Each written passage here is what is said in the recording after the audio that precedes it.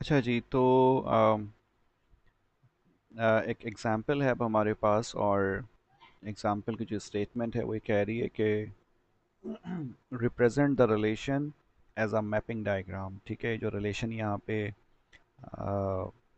Mention है, ठीक है, इसको आपने क्या करना है, मैपिंग डायग्राम की फॉर्म में रिप्रेजेंट करना है और बताना है कि रिलेशन जो है वो फंक्शन भी है कि नहीं है।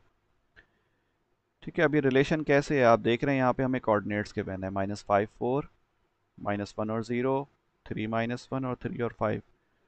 तो कोऑर्डिनेट का मतलब क्या है, हमारे पास एक x की वैल्यू होगी, यानी कि ये x हो जाएगा और ये y हो जाएगा, फिर ये x और ये y, x और ये y। ठीक है, x और ये y। तो एक x की वैल्यू के लिए एक y की वैल्यू है। It's a kind of relation. But whether this relation is a function as well, कि ये फंक्शन भी है कि नहीं है। आपको याद होगा फंक्शन क्या होता है, एक रूल होता है, ठीक है, जिसको फॉलो किया जाता है। तो रूल में क्या होता है हमारे पास, कि एक x की वैल्यू के अगेंस्ट आपको एक ही जो है वो y की वैल्यू मिलेगी। ऐसा पॉसिबल नहीं है कि एक x की वैल्यू आपको दो या तीन आपको डिफरेंट y वैल्यूज़ प्रोवाइड कर रहा हो। इट्स वेरी सिंपल कि अगर हमारे पास एक फंक्शन है y is equal to f x, ठीक है, और आप क्या करते हो, आज अब फर्स्ट टाइम इसमें x इज़ इक्वल्स टू, ठीक है, आपने इसको टेस्ट करना है, आपने इसको फर्स्ट टाइम टेस्ट किया, और फर्स्ट टाइम टेस्ट करने में आपने x की वैल्यू 1 पुट करी, तो क्या हो जाएगा, y is equals to f 1 हो जाएगा। ठीक है, x को आपने वहाँ पे पुट कर दिया, तो आपको फंक्शन जो है वो जवाब देता है 2। ठीक है, फिर आपने क्या किया, सेकेंड टाइम आपने दोबारा इसी x की वैल्यू पे अपने फंक्शन को चेक किया, ठीक है, और अब आपने दोबारा x की वैल्यू 1 पुट करी, तो ये दोबारा क्या आ गया, y is equals to f x, और y is equal to f 1, और y इज़ इक्वल टू, अब यहाँ पर हमारे पास 3 आ जाता है। ठीक है, कोई भी फंक्शन था, उसमें आपने x की वैल्यू डाली और आपको आउटपुट पे क्या मिल गया, 3 मिल गया। अब अगर आप गौर करें, इसमें हमारे पास x की वैल्यू तो चेंज नहीं हुई, यहाँ पर भी 1 थी और यहाँ पर भी 1 थी, दोनों जगह 1 मौजूद थी x की वैल्यू। बट आपके पास जो आउटपुट है यानी कि y है, वो पहले कितना आया था, 2 आया था, और अब क्या आ गया, 3 आ गया। एक ही x की वैल्यू पे, एक ही इनपुट पे आपको दो डिफरेंट आउटपुट मिल रहे हैं डिफरेंट टाइमिंग में। तो इसका मतलब यहाँ पर कोई रूल एंड रेगुलेशन फॉलो नहीं हो रहा। It is not a genuine function, it is just a kind of relation. कोई रिलेशन तो होगा इनका आपस में, लेकिन ये फंक्शन नहीं है। फंक्शन में हमारे पास आउटपुट की values for the same input change नहीं होती। अगर मैं x की वैल्यू 1 पुट करूंगा तो मुझे हमेशा फिर 2 ही मिलनी चाहिए, ठीक है, या 3 ही मिलनी चाहिए हमेशा, चाहे मैं उसको जितनी बार भी रिपीट करूं। अगर एक जेन्युइन फंक्शन होगा तो उसमें सेम इनपुट वैल्यू के अगेंस्ट आपको जो आउटपुट मिलेगा वो हमेशा सेम मिलना चाहिए, वो डिफरेंट नहीं मिलना चाहिए। ठीक है, अगर डिफरेंट मिल रहा है इसका मतलब फंक्शन नहीं है, और अगर आपको सेम मिल रहा है हमेशा for the same input values, अगर आउटपुट वैल्यूज़ सेम रहती हैं, तो जो रिलेशन होगा वो फिर क्या होगा, फंक्शन होगा। यही चीज़ यहाँ पे दिखाई गई है कि आप देख लें, हमारे पास जो इनपुट सेट है जिसको हम डोमेन का नाम दे सकते हैं, या जिसको हम डोमेन कहेंगे, और जो दूसरा है इसको हम रेंज का नाम देते हैं। ठीक है, तो यहाँ से जितनी भी x की वैल्यूज़ थी वो आपने यहाँ पुट कर दी, और जो y की वैल्यूज़ थी वो आपने यहाँ पुट कर दी सारी। ठीक है, ये -1 इधर आ गया, फिर 3 जो है वो इधर आ गया, फिर अगेन 3 इधर आ गया, इसी तरह 0 यहाँ आ गया, ठीक है, -1 यहाँ आ गया, और 5 यहाँ आ गया। तो जितनी भी y की वैल्यूज़ थी उसको हमने यहाँ पुट कर दिया, ठीक है, रेंज में। ओके, तो अब हम रिलेशन चेक करते हैं। जब हमारा इनपुट -5 था तो आउटपुट क्या है, 4 है। जब हमारा इनपुट -1 है तो आउटपुट क्या है, 0 है। फिर क्या हुआ, फिर ये हुआ कि हमारा इनपुट 3 रहा, और आउटपुट क्या हुआ, -1 भी हो गया और 5 भी हो गया। यहाँ आप देख रहे हैं 3 -1 और 3 5 दोनों मौजूद हैं। एक ही इनपुट है लेकिन आउटपुट दो हैं, तो क्या ये फंक्शन होगा, ये रिलेशन?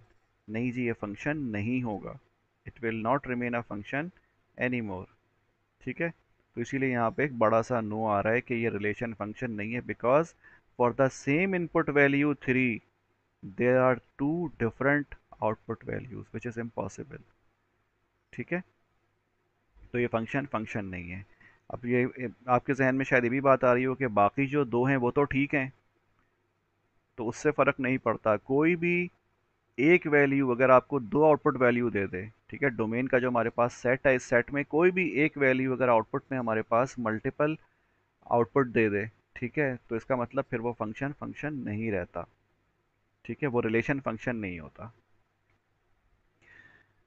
अच्छा जी, एक और example, example number 1, let's verify the natural domains and associated ranges of some simple functions. The domains in each case are the values of x for which the formula make sense. आपने यहाँ करना कुछ नहीं है, यहाँ पे सिर्फ ये करना है कि आपको फंक्शन दिए गए हैं, ठीक है, these are the functions given to you. आपको क्या मालूम करना है, डोमेन मालूम करना है इस फंक्शन का, और रेंज मालूम करना है। सही है, तो ये तो यहाँ पे सॉल्व किया हुआ है, लेकिन इसकी एक्सप्लेनेशन वो हमें देखनी है कि ये जो डोमेन और रेंज है ये आप किस तरह से फाइंड करोगे। ठीक है, तो जो पहला फंक्शन है हमारे पास वो कौन सा है, y is equal to x square है। ठीक है, y is equal to x square हमारे पास पहला फंक्शन है। हमें इसका डोमेन और रेंज मालूम करना है, जो कि यहाँ पे मेंशन है, वो क्या है, माइनस इनफाइनाइट टू इनफाइनाइट। इसका मतलब क्या हुआ, डोमेन क्या होता है, एक्स की वैल्यूज़ होती हैं। तो यहाँ पर हम एक्स की कौन सी वैल्यूज़ पुट कर सकते हैं कि हमारे पास कुछ ना कुछ आउटपुट आता रहे। ठीक है, तो जाहिर सी बात है हम यहाँ पर एक्स की कोई सी भी वैल्यू पुट कर सकते हैं, यानी कि ज़ीरो से पॉजिटिव भी, यानी कि 1 2 3 अप टू इनफाइनाइट। इसी तरह -1 भी पुट कर सकते हैं, -2 भी पुट कर सकते हैं, अप टू इनफाइनाइट। ठीक है, हम ये तमाम वैल्यूज़ जो हैं वो इसमें डाल सकते हैं। So the domain of x will become from minus infinite to infinite. ठीक है, लेकिन यहाँ एक बात जहन में रखिएगा कि क्या इसमें हम माइनस इनफाइनाइट एग्जैक्टली पुट कर सकते हैं, इनफाइनाइट पुट कर सकते हैं, क्योंकि ये तो कोई नंबर ही नहीं होता। तो इसका मतलब all the values accept minus infinite and infinite, यानी कि तमाम वैल्यूज अलावा किसके, इनफाइनाइट के और माइनस इनफाइनाइट के, हम इस फंक्शन में पुट कर सकते हैं। ठीक है, यानी कि अगर मैं ये लिखूँ ना, y is equals to infinite का होल स्क्वायर, तो ये गलत हो जाएगा, या y is equals to minus infinite का होल स्क्वायर, ये भी गलत होगा। बस इन दोनों के अलावा कोई भी नंबर होगा, कितना ही बड़ा क्यों ना हो, कितना ही छोटा क्यों ना हो, वो हम यहाँ पे पुट कर सकते हैं। तो इसीलिए चूंकि ये कंडीशन आई है हमारे पास, ठीक है, मैं ज़रा इरेज कर दूं, सेलेक्टेड इरेज,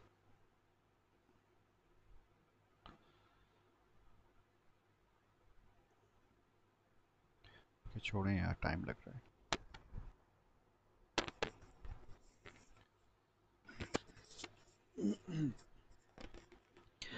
तो अब अगर आप गौर करें यहाँ पर, तो यहाँ पे हमारे पास जो ब्रैकेट यूज़ की गई है वो कौन सी है, कर्ली, सॉरी, राउंड ब्रैकेट है। ठीक है, this is round bracket and this is square bracket.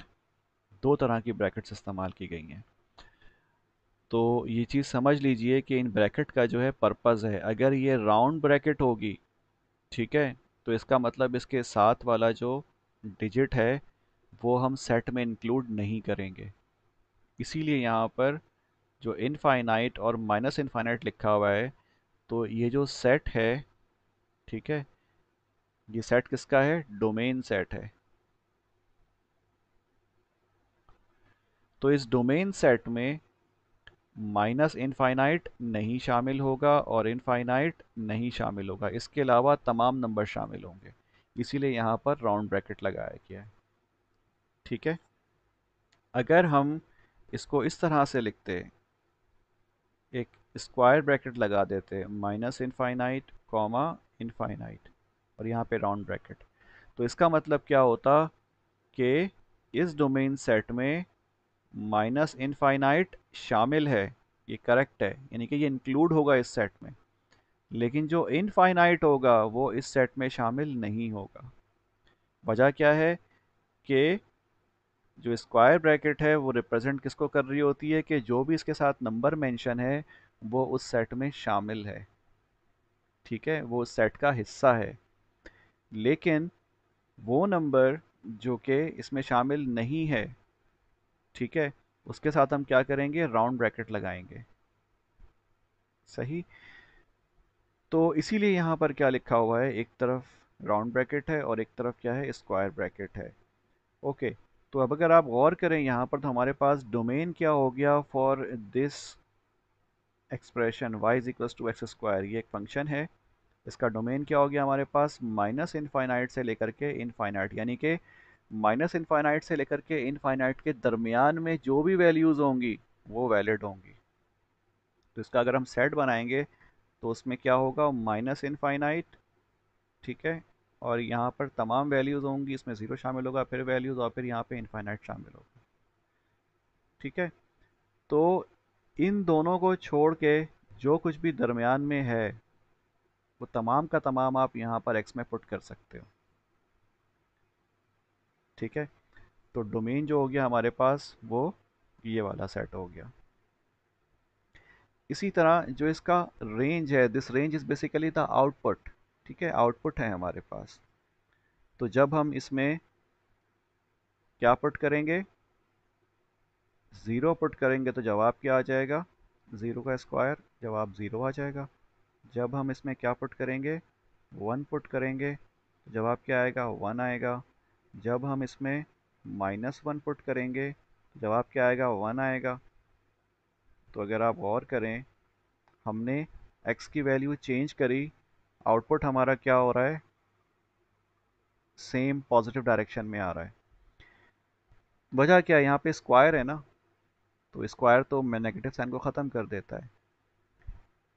तो ऐसे केस में, यानी कि ये जो इक्वेशन है, अब इसमें हमारे पास क्या ये पॉसिबल है कि नेगेटिव वैल्यू आए, यानी कि y जो हो उसका जवाब माइनस हो, नेगेटिव हो, मुमकिन ही नहीं है। क्योंकि जब भी आप यहाँ पर x की वैल्यू नेगेटिव में पुट करोगे आपको आउटपुट पे क्या मिलेगा, एक पॉजिटिव वैल्यू मिलेगी, ठीक है। y is equal to minus 10 हम करते हैं तो ये इसका स्क्वायर क्या हो जाएगा, 100 हो जाएगा, अगेन पॉजिटिव। तो आप इसमें जब भी माइनस की वैल्यू पुट करोगे आपको हमेशा पॉजिटिव वैल्यू ही मिलेगी। तो इसीलिए ये तो पॉसिबल है कि हम इसमें माइनस की वैल्यूज़, यानी कि जो एक्सेस की वैल्यूज़ हम नेगेटिव पुट करें, लेकिन हमें आउटपुट पे हमेशा क्या मिलेगा, पॉजिटिव मिलेगा, ठीक है। ज़ीरो से स्टार्ट होगा और पॉजिटिव में वैल्यू बढ़ती जाएगी, कहाँ तक बढ़ती जाएगी, इनफाइनाइट तक।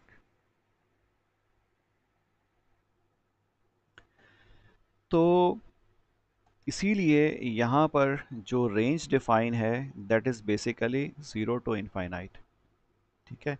ये आउटपुट है ना, this is the output of this function, और इसकी जो पॉसिबिलिटी है वो क्या है, ज़ीरो से स्टार्ट होगा और इनफाइनाइट तक होगा। देखें ये कर्ली ब्रैकेट लगा हुआ है, इसका मतलब इस सेट में ज़ीरो शामिल है, ठीक है। अगर हम इसको सेट की फॉर्म में लिखेंगे तो ज़ीरो शामिल होगा, zero one two three four, और ये अप टू कहाँ तक जाएगा, इनफाइनाइट, और इनफाइनाइट इसमें शामिल नहीं होगा क्योंकि आप इनफाइनाइट की वैल्यू पुट नहीं कर सकते एक्स पे, एक्स की जगह पर, ठीक है।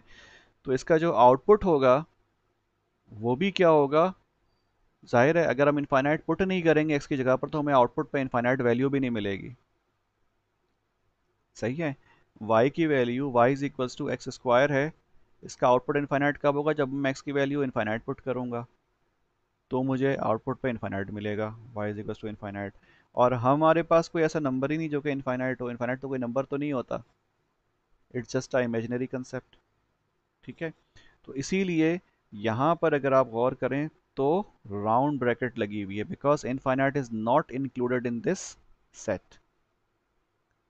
लेकिन जहाँ पर स्क्वायर ब्रैकेट लगी हुई है तो इसका मतलब क्या है कि ये वाली वैल्यू इसमें इंक्लूडेड है। ठीक है जी।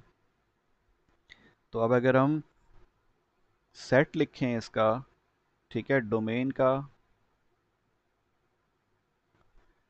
तो ये क्या हो जाएगा, 0 -1 -2 -3 और फिर ये डॉट डॉट डॉट, इसी तरह 1 2 3, ठीक है, और फिर ये डॉट डॉट डॉट आगे। इसमें इनफाइनाइट शामिल नहीं है। अगर आप रेंज की बात करते हैं तो रेंज का सेट क्या होगा, 0 से स्टार्ट होगा, 1 2 3 4 और फिर dot dot dot, this is range. ठीक है, इसमें इनफाइनाइट शामिल नहीं है, इसमें इनफाइनाइट शामिल नहीं है, इसमें माइनस इनफाइनाइट शामिल नहीं है, right. Now come to the second equation, y is equals to 1 upon x। ठीक है, इसका आपको डोमेन क्या दिया हुआ है, माइनस इनफाइनाइट कॉमा 0 और फिर यूनियन है और फिर 0 कॉमा इनफाइनाइट।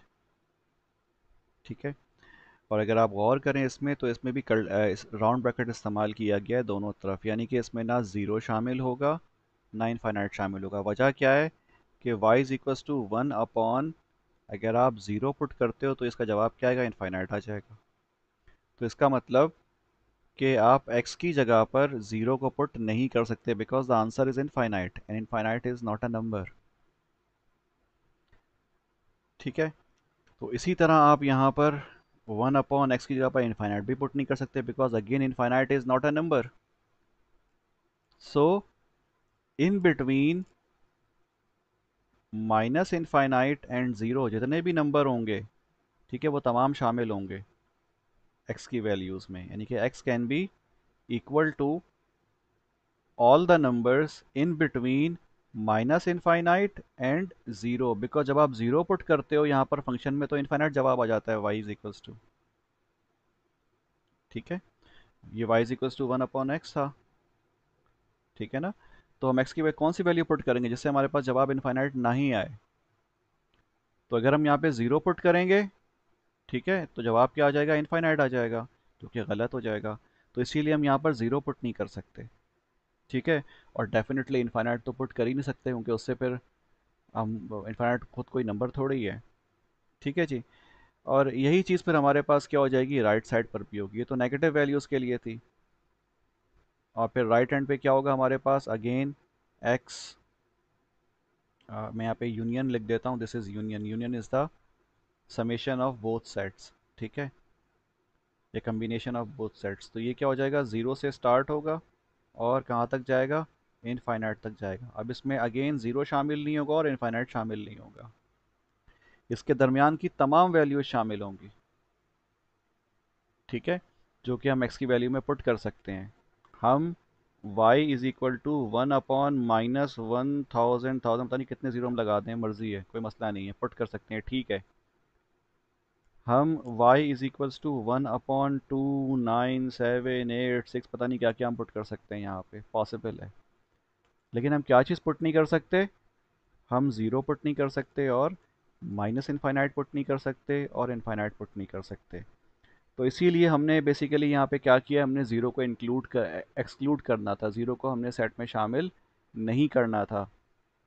तो हम डायरेक्टली कोई सिंगल सेट या डोमेन का जो सेट है वो बना नहीं सकते थे, तो इसीलिए इसको दो हिस्सों में डिवाइड कर दिया गया। ठीक है, दो हिस्सों में दिखाया गया, वन इन बिटवीन, यानी कि जो पहला सेट है वो क्या है, माइनस इनफाइनाइट से लेकर के ज़ीरो तक, इसमें माइनस इनफाइनाइट शामिल नहीं होगा, ज़ीरो शामिल नहीं होगा। और जो दूसरा सेट है वो क्या होगा, ज़ीरो से लेकर के इनफाइनाइट तक होगा। ठीक है, तो हमने इसको इस तरह से रिप्रेजेंट किया, और यहाँ पे राउंड ब्रैकेट मौजूद हैं, आप देख रहे हैं राउंड ब्रैकेट की मौजूदगी की वजह से क्या होगा, इसमें माइनस इनफाइनाइट शामिल नहीं होगा, ना ही ज़ीरो शामिल होगा, और आगे भी ज़ीरो भी शामिल नहीं होगा और इनफाइनाइट भी शामिल नहीं होगा। ठीक है जी, तो ये हमारे पास डोमेन हो गया। अब आ जाएं किसके ऊपर, रेंज के ऊपर, आउटपुट क्या पॉसिबल है। तो डेफिनेटली आउटपुट हमारे पास, अगेन आप वैल्यूज़ पुट करके देखिएगा और आपको क्या मिलेगा, उसमें माइनस इनफाइनाइट नहीं आ सकता हमारे पास, इनफाइनाइट नहीं आ सकता और ज़ीरो नहीं आ सकता। ठीक है, क्योंकि ये जो y is equal to 1 upon x है, ये ज़ीरो कब आएगा, जब y अपॉन इनफाइनाइट होगा। ठीक है, तो जब का जवाब ज़ीरो आएगा।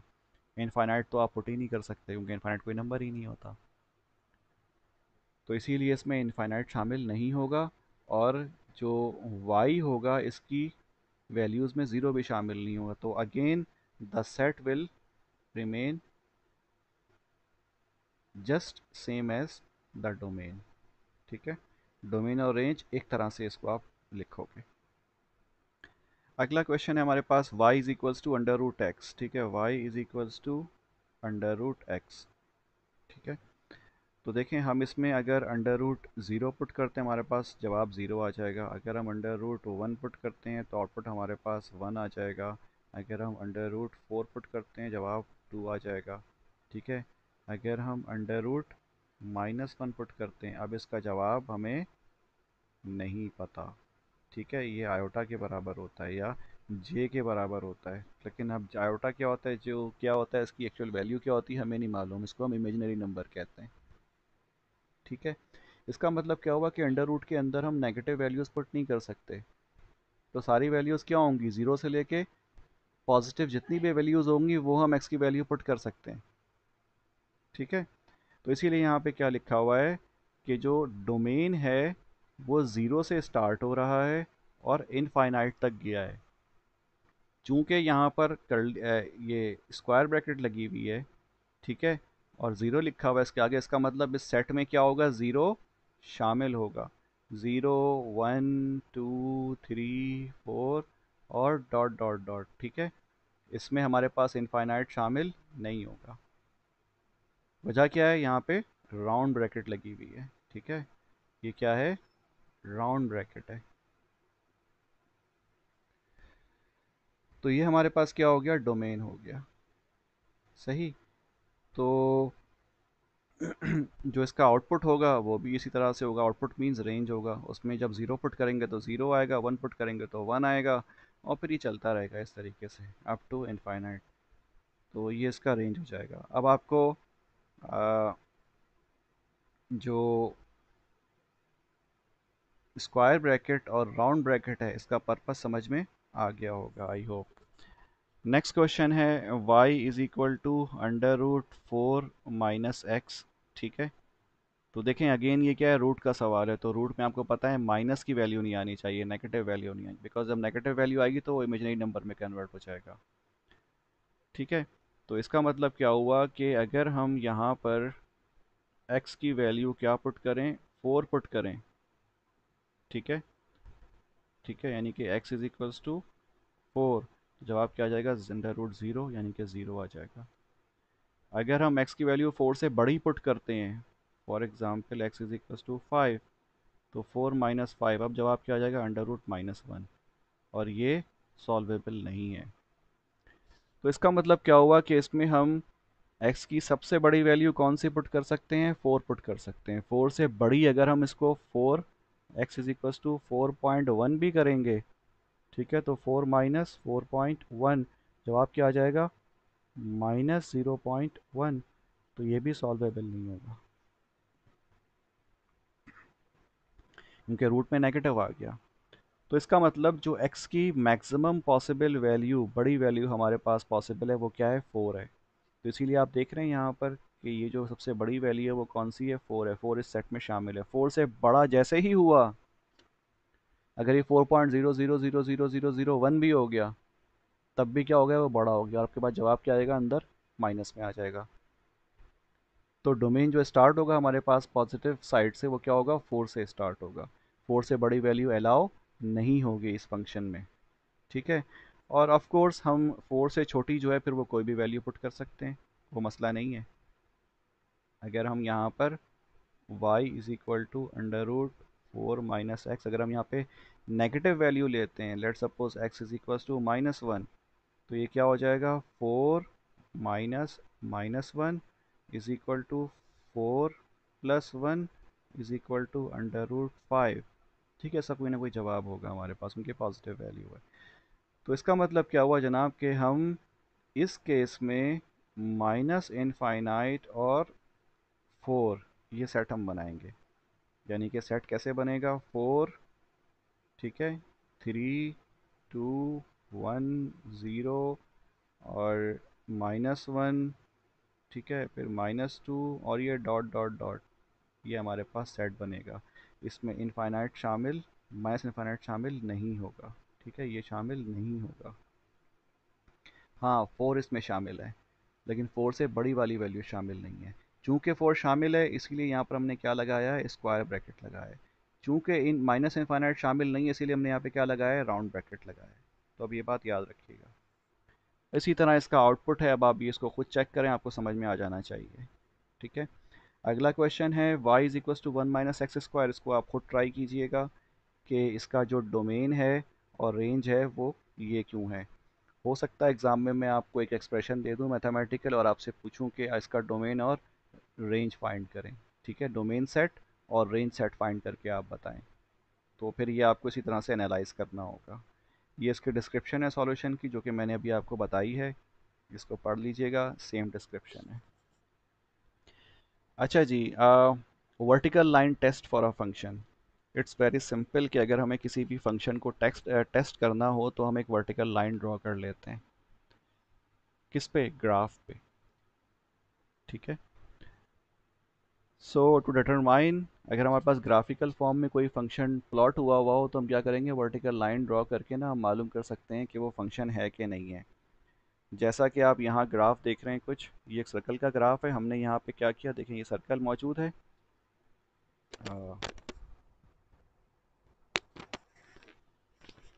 This is a circle. ठीक है, ये एक सर्कल मौजूद है।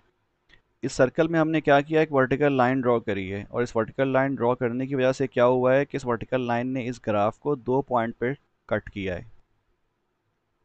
सही है, इस 2 पॉइंट पे कट करने का मतलब क्या है कि for a single value of x it is giving 2 values of y. बात समझ में आ रही है? अगर आपको याद हो कि फंक्शन की डेफिनेशन क्या थी, फंक्शन की डेफिनेशन ये थी कि एक एक्स की वैल्यू के लिए एक आउटपुट वाई होना चाहिए। ठीक है, दो आउटपुट नहीं होने चाहिए। तो यहाँ पर जो x है वो 0.5 है, लेट सपोज।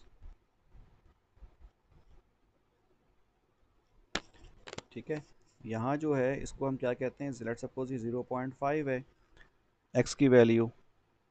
ठीक है, तो इस 0.5 के लिए हमारे पास एक ये y की वैल्यू है और एक ये y की वैल्यू, यानी कि दो y की वैल्यू है। एक इनपुट हो गया, दो डिफरेंट आउटपुट हो गए। How is it possible for a function?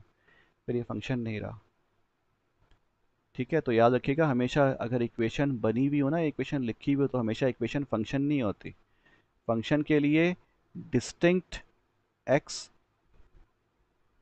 के लिए एक डिस्टिंक्ट y होना लाजमी है। एक सिंगल x के लिए दो y की वैल्यू या तीन y की वैल्यू पॉसिबल नहीं है। तो इस केस में हमारे पास क्या है कि जब हमने वर्टिकल लाइन ड्रॉ किया तो हमें क्या मालूम हो गया कि चूंकि ये वर्टिकल लाइन ग्राफ के दो डिफरेंट पॉइंट्स को कट करती हुई गुजर रही है, इसीलिए ये फंक्शन नहीं है। ठीक है, तो सर्कल की जो इक्वेशन होती है वो फंक्शन नहीं होता। अब आ जाएं सेकंड फिगर पे। इसमें हमारे पास एक सेमी सर्कल है। ठीक है, तो इस सेमी सर्कल में जो ग्राफ बना हुआ है इसकी इक्वेशन यहाँ नीचे मेंशन है, y is equal to √1 - x²। ठीक है, तो इसमें अगर हम x की वैल्यूज पुट करेंगे तो हमें जो है ये वाला ग्राफ मिल जाएगा। ठीक है, तो अगर हम इसमें वर्टिकल लाइंस ड्रॉ करते हैं, यहाँ वर्टिकल लाइन ड्रॉ करते हैं, किसी भी पॉइंट पे हमने वर्टिकल लाइन ड्रॉ करी, तो ये वर्टिकल लाइन हर एक x की वैल्यू के लिए एक ही y की वैल्यू प्रोवाइड कर रहा है। ठीक है, ये x हो गया और ये इसका कॉरेस्पॉन्डिंग y हो गया, ये x हो गया, ये इसका कॉरेस्पॉन्डिंग y हो गया। This is x and this is y। तो आप कहीं पे भी इसमें लाइन ड्रॉ कर लें वर्टिकल, आपको हमेशा एक ही जगह से y की वैल्यू जो है वो कट होके मिलेगी। इसी तरह जो हमारे पास थर्ड ग्राफ है उसमें भी यही सिचुएशन है, बस ये क्या रिवर्स्ड फॉर्म है। आप वर्टिकल लाइंस ड्रॉ करें, आपको एक x की वैल्यू के लिए एक ही y की वैल्यू मिलेगी। ठीक है, तो इसका मतलब क्या हुआ कि ये फंक्शन है, ये भी फंक्शन है। ठीक है, लेकिन जो पहला वाला ग्राफ है ये फंक्शन नहीं है, क्योंकि यहाँ पर एक x की वैल्यू के लिए दो y की वैल्यूज अवेलेबल हैं। ठीक है, अगर मैं यहाँ पे भी ड्रॉ करूँगा तो एक x की वैल्यू हो गई ये वाली, जो कि -0.5 होगी। ठीक है, और y की वैल्यू हमारे पास दो पॉसिबल हैं, एक ये वाली पॉसिबल है और एक ये वाली पॉसिबल है. So this is not a function. It's a kind of simple test which we can perform just to determine whether the graph equation is a function or not. ठीक है जी, it's very simple. Okay, now the next topic is piecewise defined function. ठीक है, हमारे पास कुछ functions ऐसे होते हैं जो कि pieces की form में mention होते हैं. जैसा कि आप यहाँ पर देख रहे हो, ये एक piecewise function है. ठीक है, और ये piecewise function बेसिकली इसको हम कंबाइंड फॉर्म में मॉड एक्स की फॉर्म में लिख सकते हैं. ठीक है, लेकिन इसके दो हिस्से हैं, या इस इक्वेशन के दो फार्मूलाज हैं. ठीक है, ये पहला वाला फार्मूला हो गया और ये दूसरा वाला फार्मूला हो गया. ये दोनों फार्मूलाज मिलके एक फंक्शन डेवलप कर रहे हैं. ठीक है, और इसका ग्राफ ये वाला बनेगा. कैसे बनेगा?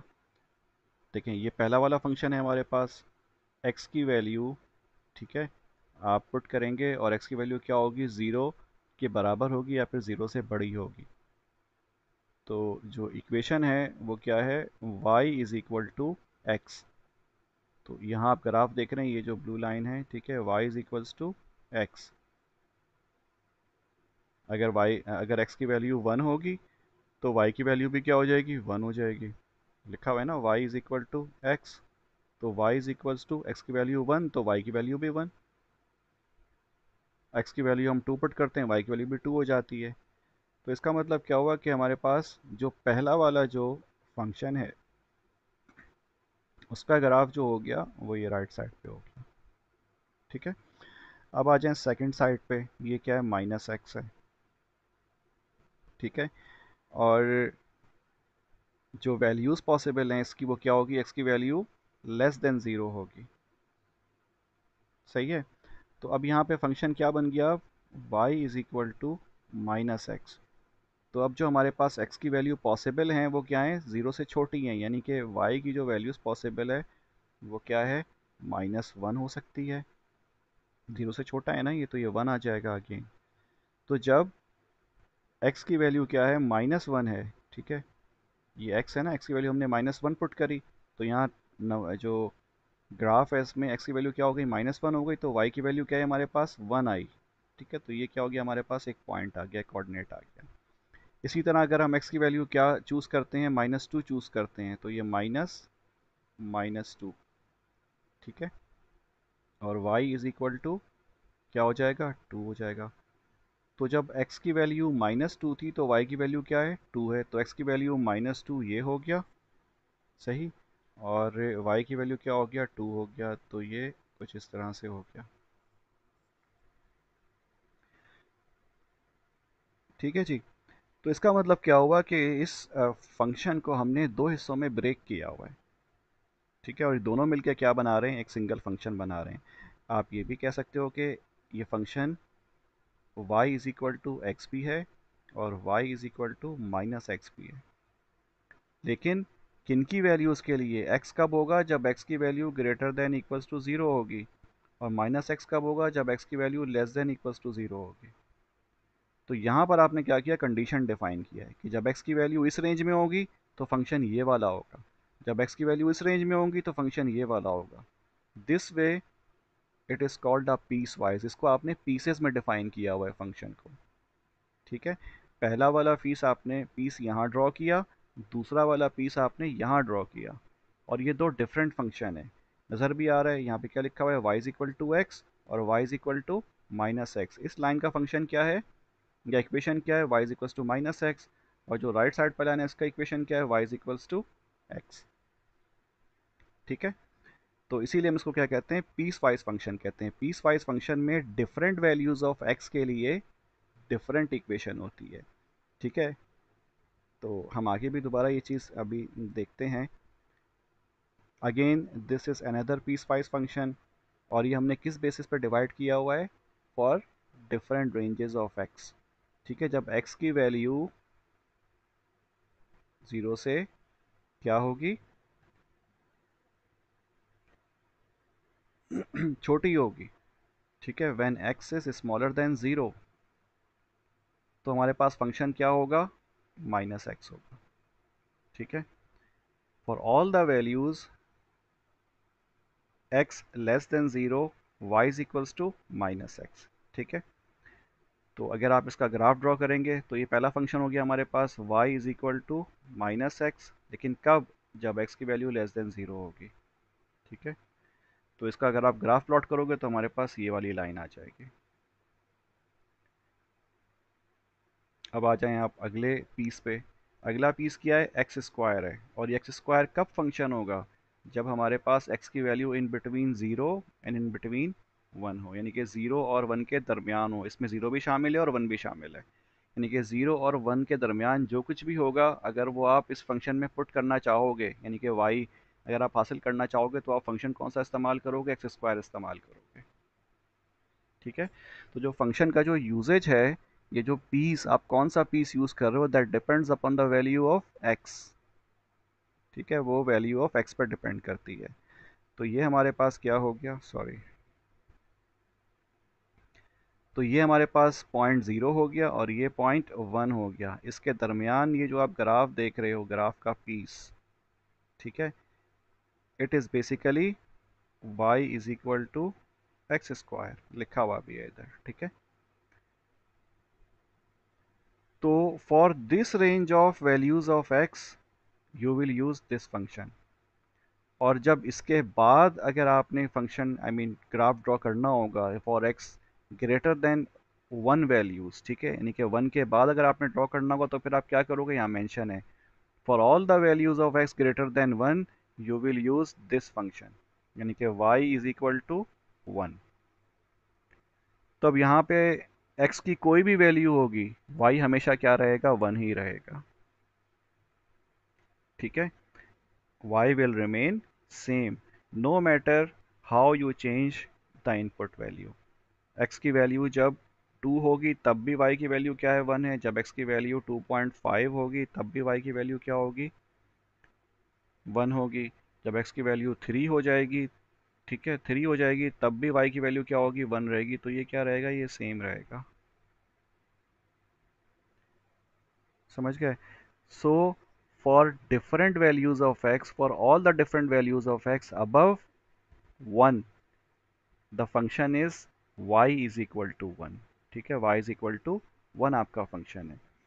तो इसका मतलब क्या हुआ कि आई होप के समझ में आ गया होगा आप लोगों को कि यहाँ पर हमने तीन फंक्शंस को मिला के एक फंक्शन बनाया है, यानी कि तीन पीसेस मिलाए हमने डिफरेंट वैल्यूज़ ऑफ x के लिए, और डिफरेंट वैल्यूज़ ऑफ x के लिए हमने क्या किया है? अलग अलग फंक्शन डिफाइन किया है।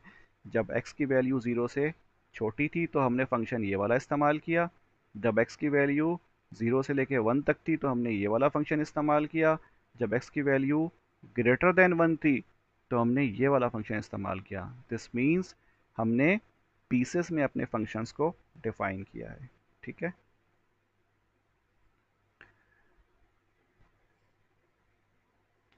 चलें, ये अब हम नेक्स्ट टॉपिक है। ठीक है, तो इसको हम फिर बाद में करेंगे, यानी कि कल इंशाल्लाह फिर इसको मैं अपलोड कर दूंगा करके।